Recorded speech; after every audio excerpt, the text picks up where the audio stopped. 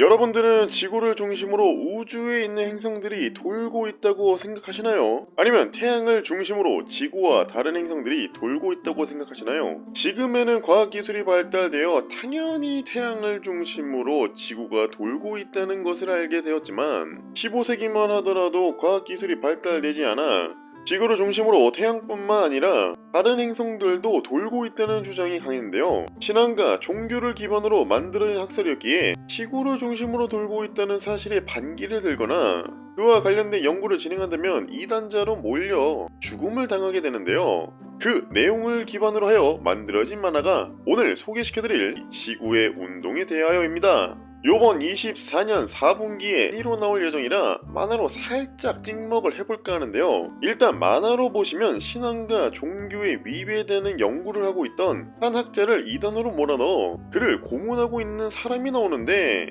고문도 되게 하드한 게 벤치로 손톱을 야만스럽고 고통스러운 방법으로 고문을 하고 있는 이 사람의 이름은 바로 노바크로 2단 신문관이면서 과거 용병직을 했던 사람이었기에 상당한 전투력과 잔인함을 보여주는데요. 얼마나 잔인한 사람이냐면 손톱을 무려 68개를 뽑은 아주 미친 녀석인데 사람의 손가락은 10개지만 손톱은 자라난다며 그는 끈기 있게 공문하여 68번째 신문에서 이단자를 굴복시켰다는 내용이 나오게 되는데요. 이 난폭한 이미지에 맞게 애니에서 성으로 채택된 사람이 바로 츠다 켄지로라는 인물로서 흔히 여러분들이 잘 아는 주술회전 나나미와 체인소맨의 키시베의 목소리를 담당했었는데요. 어떻게 보면 목소리 톤이며 행동하는 느낌이 딱 어울리는 것 같다는 생각이 많이 들더라고요. 오늘 이 만화의 주인공인 라파오는 고아로 태어났지만 천재적인 두뇌로 12세의 나이에 대학 입시에 합격하는 아주 놀라운 면모를 보이게 되는데요. 신앙을 전공하고자 했지만 그의 취미는 바로 하늘을 보며 별을 관찰하는 것이었는데 그 얘기에 의부는 천문을 그만두라는 의미심장한 얘기를 꺼내게 되었고 결국 의부의 말을 따라 천문을 그만두고자 하는데요. 근데 이 의부 뭔가 수상하단 말이지. 원래 이렇게 온화하게 그만하라며 부정타는 얘기를 하는 사람 보면 꼭 흑막이거나 뭔가 있는 사람인데 여기서 의부는 자신의 지인 후베르트를 데리러 와달라고 했고 근데 또 하필 데려와도 금지된 연구를 했던 이단자였는데 생긴 게 흘러내린 촛농처럼 보이는 이유는 아마 신문관한테 고문을 당해서 그런 거겠죠. 주인공이 천체 관측 기구를 보며 흥미를 보이자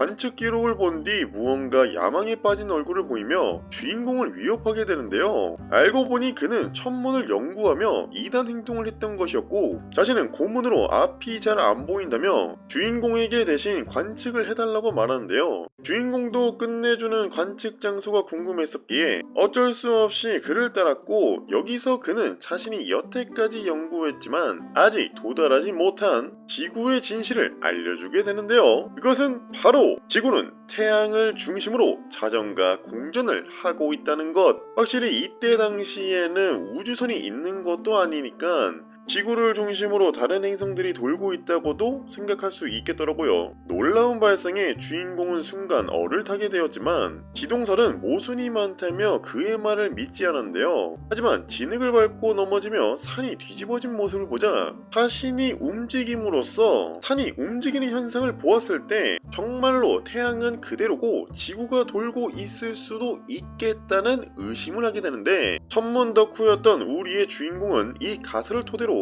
행성의 움직임을 다시금 생각하게 되었고 결국 우리가 알고 있는 태양을 중심으로 만들어진 지동설을 바탕으로 그려진 행성의 공전하는 모습을 완성시키는데 아니 이 주인공이 대단한 게 나이도 이제 막 중딩되는 느낌인데 학자들도 풀기 힘든 천문학의 지동설을 연구하다니 이건 어쩌면 지동설을 완성시키는 걸지도. 하지만 그에게도 시련과 위기는 있었으니 바로 신문관인 노바크가 찾아와 후베르트의 동향을 들으러 왔던 중 첫날 지동설에 관한 연구를 했었던 자료를 들키게 되는데요. 이거 꽤나 잣된 것 같은 느낌이죠. 이 신문관 노바크 꽤나 사이코 느낌이 강하게 나던데 하지만 늦지 않게 도착한 후베르트는 자신이 쓴 것도 아닌데 오히려 자신의 물건이라며 죄를 뒤집어 쓰게 되는데요. 원래 이단자는 고문 후 회개하면 한 번의 기회가 더 남지만 이단 행동을 2번 하게 된다면 사형이 집행되게 되는데 그런 상황인데도 이 아저씨 자신의 몸을 던져가면서 어린 소년을 구한 건 좀 멋있는 일이긴 하네요. 근데 또 개간지나는 장면이 나오는데 원래 후베르트 아재는 할 일이 남아있다고 말했기에 주인공 라파우는 정말로 이대로 가도 괜찮냐고 물으니까 후베르트는 라파우에게 자신이 차고 있던 목걸이를 이미 넘겼기에 방금 할 일을 마쳤다는 의미심장한 얘기를 하게 되거든요. 야, 이 아재 처음에는 강압적이고 위험한 냄새 풀풀 풍겼는데 자신과 뜻이 같고 가능성이 있어 보이는 젊은 라파우에게 자신이 연구를 맡긴 점은 꽤나 멋있어 보이는 장면이 아닐 수 없었는데요. 과연 애니에서는 어떤 장면들이 연출될지 굉장히 궁금한 부분이네요. 목걸이에 박힌 모양을 보자 힌트를 얻게 된 라파우는 후베르트가 알려준 장소로 가게 되는데 거기에는 돌로 된 상자가 있었고 내용으로는 자신이 여태까지 만들었던 지동설의 연구 자료였는데요. 지동설을 연구해달라는 내용과는 다르게 지동설은 아마 증명할 수 없었지만 미련이 남아 차마 불태울 수 없었기에 불태워주는 대가로 상자 안에 충분한 금액을 동봉했었는데요. 결국 라파우는 지동설의 모든 것들을 불태우게 되는 줄 알았지만 지동설을 믿고 싶다며 다급히 불을 끄는 모습을 보이는데요. 이게 시대상으로 대단한 게 원래 종교와 신앙이 섞여 있는 사상을 부정하며 반대되는 연구를 진행할 시 이단으로 몰아가며 죽음을 맞이하는 시대였기에 라파오가 지동설을 믿고 싶다며 스스로 불을 끄고 연구하겠다는 모습을 보인 건 그만큼 천체에 흥미가 있고 지동설의 매력에 빠졌기에 스스로 시대상 이단자가 되고자 했던 것인데 사람이 무언가에 미쳐서 몰두하면 이렇게 진심이 되는구나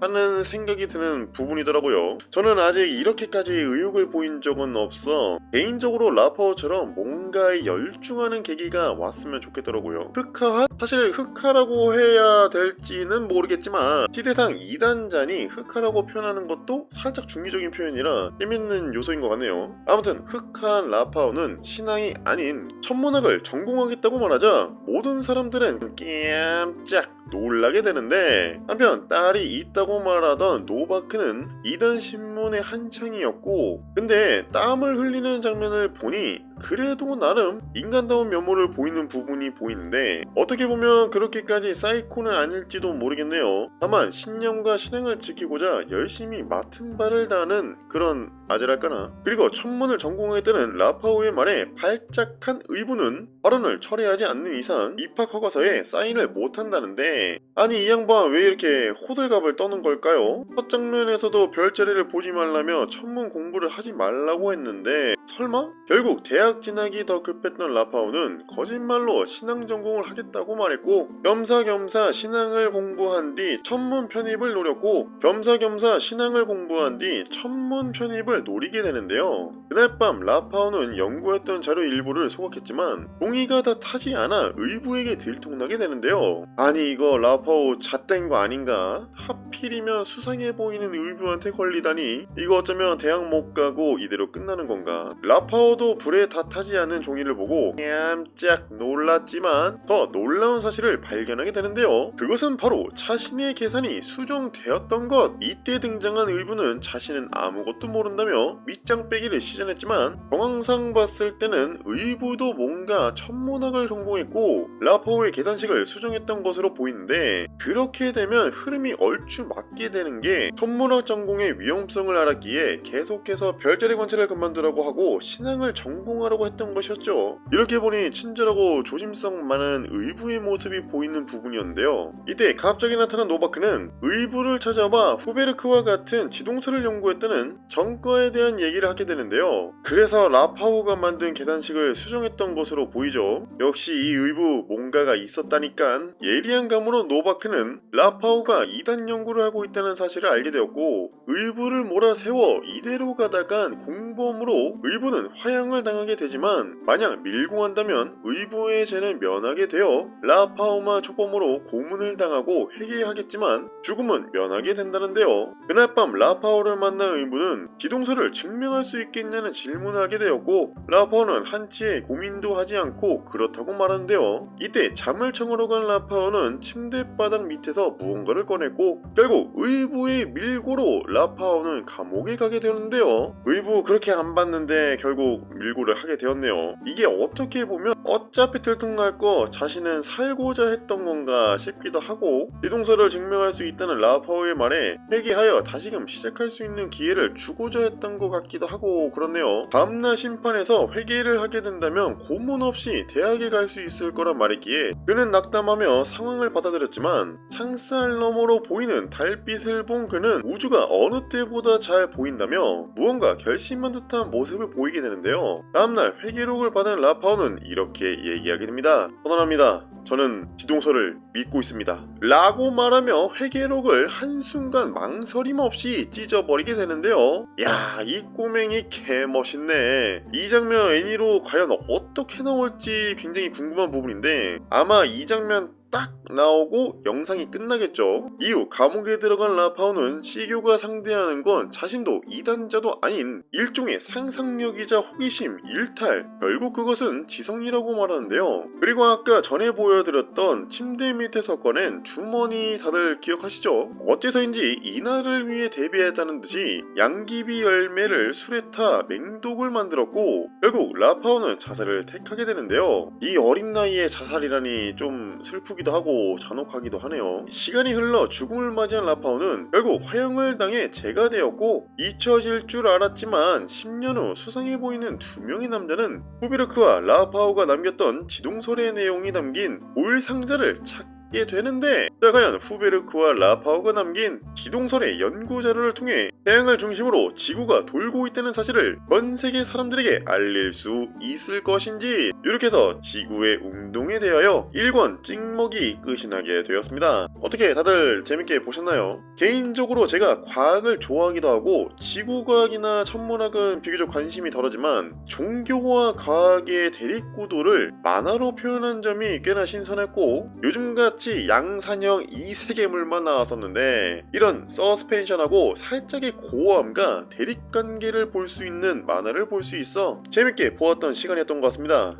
옛날에는 과학이 발달하지 않았으니 아마 종교적 신앙이 더 깊었고, 그렇기에 제대로 된 연구 또한 못했다고 하니 어떻게 보면 과학자들과 연구자 입장에서는 해당 시기가 그들의 암흑기였을지도 모르겠다는 생각 또한 들었고, 참고로 지구의 운동에 대하여 만화는 흥행하여 요번 24년 4분기 애니로도 방영해 오니 관심 있으신 분들은 애니도 꼭 시청했으면 좋겠습니다. 10월 5일 23시 45분 토요일마다 NHK-G에서 방영한다고 해서 저는 본방사수 해보려고 합니다. 만화 같은 경우에는 미스터 블루로 소장권 사용해서 구매했는데, 근데 다른 만화보다 가격대가 좀 많이 비싸긴 하더라고요. 다른 만화는 1화에 400원인데 이건 800원이라 부담이 좀 되긴 하지만 열정이 생기다 보니 계속 구매해서 보게 되었고, 시간 가는 줄 모르고 다음화가 궁금해서 정주행했던 기억이 있어서 여러분들도 시간 되시고 여유 되신다면 구매해서 한번 보시는 것도 괜찮을 것 같다는 생각이 들더라고요. 해당 내용은 지구의 운동에 대하여 1권을 참고했습니다. 오늘의 찍먹 리뷰는 여기서 마치도록 하고 저는 다음 시간에 다른 영상으로 찾아뵙도록 하겠습니다. 구독, 좋아요 감사합니다.